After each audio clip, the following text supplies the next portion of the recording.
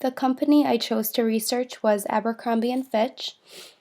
I chose to research them because they've been closing stores nationwide and their sales have been decreasing drastically over the past couple of years. So on my agenda, I have the company background, research and hypothesis, my findings, and conclusions that I will talk about during this presentation. A little bit about the company. Abercrombie & Fitch operates as a specialty retailer or casual apparel for men, women, and children. Through their subsidiaries, Abercrombie & Fitch, Abercrombie Kids, Hollister, and Gilly Hicks, they all sell various products including casual sportswear, fleece, graphic tees, jeans, and etc. This company only caters to a certain image, as you can see in these pictures of their advertisements, including young, attractive, fit individuals, which over the years has outraged many shoppers. And this is another reason why I chose to do this topic, because I used to love shopping here, but after hearing all the statements that the former CEO put out and the image they have been portraying over the years has just been bully-like, and I feel that this is the reason why their sales are going down. So here I have the bottom right is a picture of their former CEO, Mike Jeffries, saying, "We go after the attractive all-American kid with a great attitude and a lot of friends," which isn't that bad, but if you look at the top left, he also said, "In every school there are the cool and popular kids, and then there are the not so cool kids. We go after the cool kids. A lot of people don't belong and they can't belong. Are we exclusionary? Absolutely." Now, to me, this sounds very bully-like, and they're saying they only want a certain type of person shopping there and working for them, and it just outraged a lot of people because they're saying if you look a certain way, if you're overweight, you can't shop here, you can't work here. So this just brings about a lot of self-esteem issues, especially in teenagers. Being in that age group, you want to fit in, and looking a certain way doesn't necessarily mean that you're not a great person. So they're just being mean, I think, and they have way too high of standards, and that's why their sales are going down. So I Googled Abercrombie & Fitch. Now, anyone can post stuff like this. This is the stereotype that people have about Abercrombie & Fitch, and it's very negative, all of these pictures that I found. I mean, they're comparing Abercrombie & Fitch to Hitler, which says a lot. They were fun to look at, but very mean. People are not happy with this company anymore. So, my hypothesis is that the more diverse they become, the more sales they will get. So I structured my research based on a questionnaire.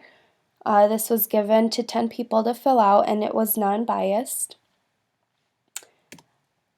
I was very surprised at the answers. They were all very similar, and they all proved my hypothesis. So when I asked these people or how likely they were to shop at Abercrombie & Fitch, I got yearly answers, so which isn't very often. And then a lot of people said that the employees' appearances at Abercrombie & Fitch, on a scale of 1 to 10, I got very high answers or high numbers, which means yes, everyone is attractive that works there. And then when I asked them, do you feel as if you fit the image that Abercrombie & Fitch portrays, 100% of my answers were no. So there's that high standard again of appearance. So I asked them if they've ever wanted to buy something from their store, but Abercrombie & Fitch didn't have it in their size. Everyone said yes. So they only offer a certain sizes, and they're all pretty small. And basically, going back to Mike Jeffries stating that he doesn't want overweight people working there or shopping there. So the supporting evidence I have is I have a couple articles.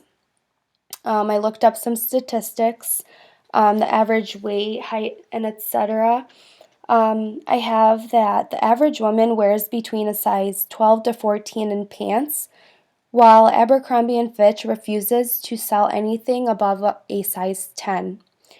So there's that standard again, saying that they don't want overweight people shopping there. Again, individuals felt that they didn't fit the image and that it was in need of diversity in order for them to go back there and shop. And here I have a quote. It says, Abercrombie and Fitch doesn't want overweight women wearing their brand. Fat chicks will just never be a part of the in crowd. And there's that bully again. Their sales have decreased because of all of these statements. The more you make people feel left out, the less likely they are going to want to shop there. And the image they're portraying and wanting people to shop there, they're only looking at a certain group of people, which is why their sales are so low, because how many people do you know that are skinny and pretty? And that's just so materialistic, like there's just so much more diversity out there. If they have more diverse people working for them, they're going to have more sales. People are going to want to come and shop there if they have sizes for them.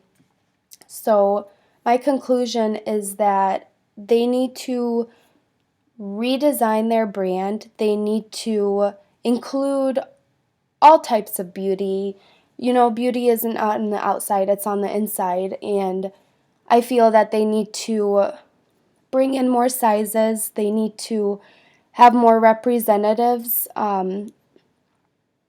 that are different races, different genders, different shapes and sizes, and that way they will attract more people into their store.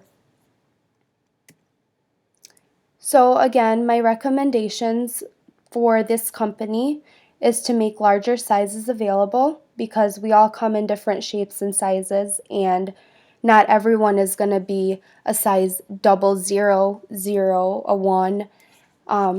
Like I said, the average woman wears between a size 12 to 14 in pants, and they're putting out 00 sizes. How many people are going to buy that 00? It's not a lot of people. So they're advertising to a very small group of people, which is why, again, their sales are so low.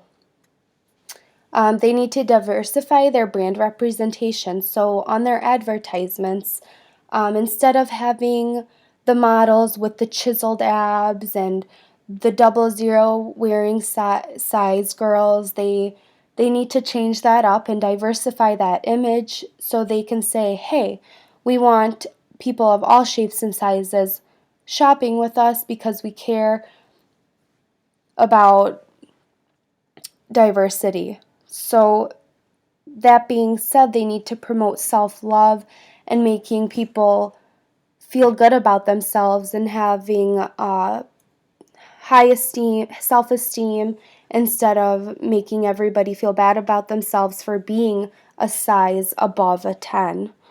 So they need to win back their unhappy consumers. So like I said, they need to just redesign their brand and make it so that people of all shapes and sizes can shop there. Just because you're a bigger size doesn't mean you have less friends, which is how they have portrayed it so far. So if they do all of this, I believe that their sales will increase. It's going to take a lot of time, but if they do redesign it, they will see success. And that concludes my presentation. Thank you.